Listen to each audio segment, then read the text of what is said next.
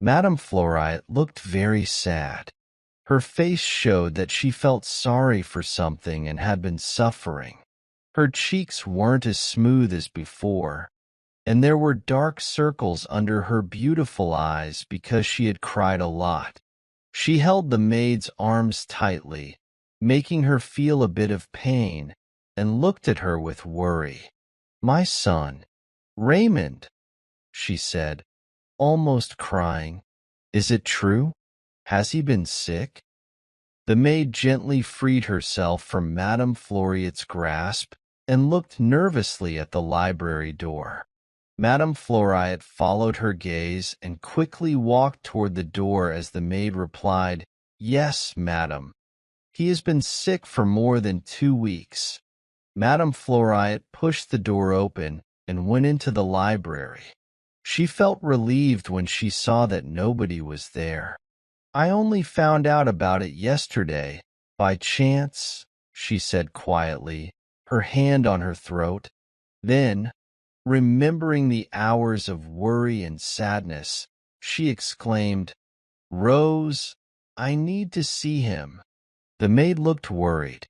"Mr. Floriot is with him, madam." "Oh, Madame Floriot stifleda sob." "Poor little boy," said Rose, speaking gently. "We thought he wouldn't recover." The sad mother sat down in a chair, feeling very upset. "But the danger is gone now," Rose said softly. "The doctor says he will soon be better." Jacqueline looked at a photo of her son on the table nearby and held it close to her face. "My Raymond, my boy," she cried quietly. "He's grown so much. He looks so big and strong." "He doesn't look strong now, madam," Rose said, shaking her head. "I can't believe he almost died, and I might never have seen him again. My dear boy." The photo was wet with tears and kisses. "I wonder if he will remember me. Does he know who I am?" she asked eagerly. The maid suddenly exclaimed, "Mr. Floriot is here." Jacqueline stood up quickly, almost stumbling toward the door. Rose put her arm around her. "No, it's okay," she whispered. "I thought I heard him, but I was wrong." Jacqueline stood with her hands on her chest, and Rose watched her with pity. Rose had cared a lot for her young mistress and had seen many things during her short marriage that both husband and wife hadn't noticed. It took Jacqueline a few moments to recover from the shock enough to speak. "My heart is pounding," she said, breathing heavily. And after a pause, she added, "What will he say to me? But I don't care. I just want him to forgive me so I can stay with my son. If he refuses to see me, I don't know what I'll do." "Rose, Rose," she cried, sadly, leaning on the maid's shoulder. "I'm scared." Rose comforted Jacqueline and gently suggested, "Wouldn't it be better to write to Mr. Floriot, madam? He doesn't expect you, and you know how easily he gets angry. I have written to him. I've written 3 letters in the past 3 weeks, but he hasn't replied to any of them." "He didn't read them," Rose said quietly.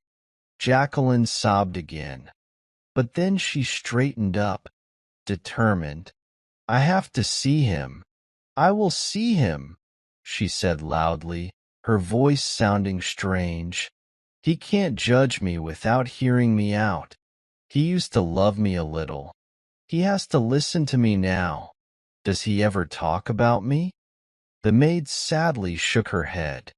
"No, madam." "Never," Jacqueline repeated weakly.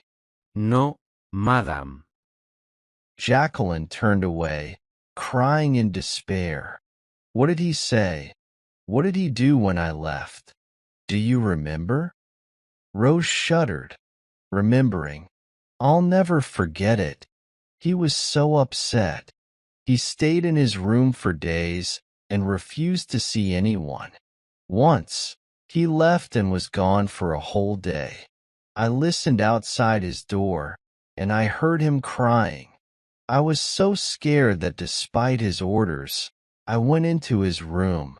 It was evening, and he was sitting by the fire, burning your letters and photos. Tears were running down his face. Jacqueline listened, her face pale.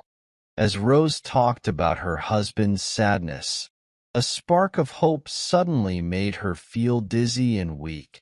He had loved her a lot. After all, maybe he still loved her a little. She hadn't lost everything. The boy helped him, I believe, Rose said, but Jacqueline hardly heard her.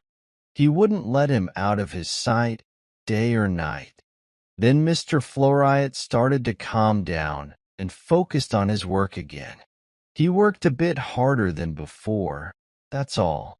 Then we moved here, she added.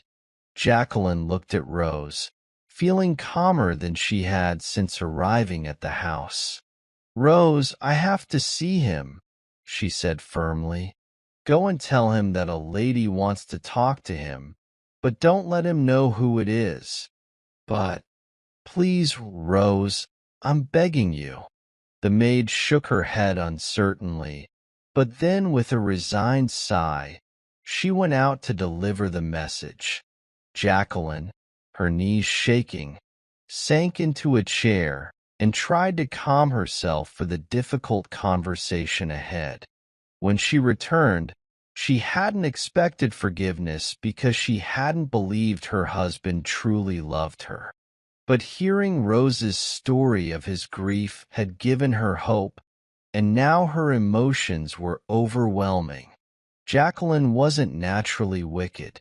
She had experienced the torment of feeling fallen while still seeing herself as virtuous.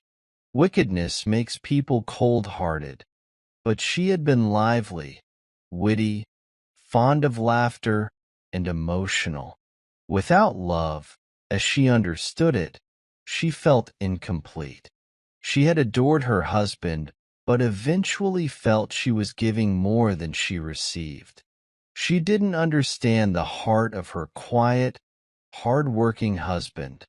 Her pride was hurt, and because of it, she made mistakes that led to her being separated from her husband and son. Her son. For 2 years, she had thought of little else, dreaming of the moment when she could hold him close to her. Surely, even her stern husband, who had once loved her, wouldn't deny her the right of a mother to be with her child when he was sick. He had to allow her to live where she could see her son sometimes and watch him grow up. She held the photograph and kissed it passionately over and over. "Oh, my love, my dear boy," she whispered tearfully. "If it weren't for you, I—" A nearby door opened quietly, and her husband entered the room.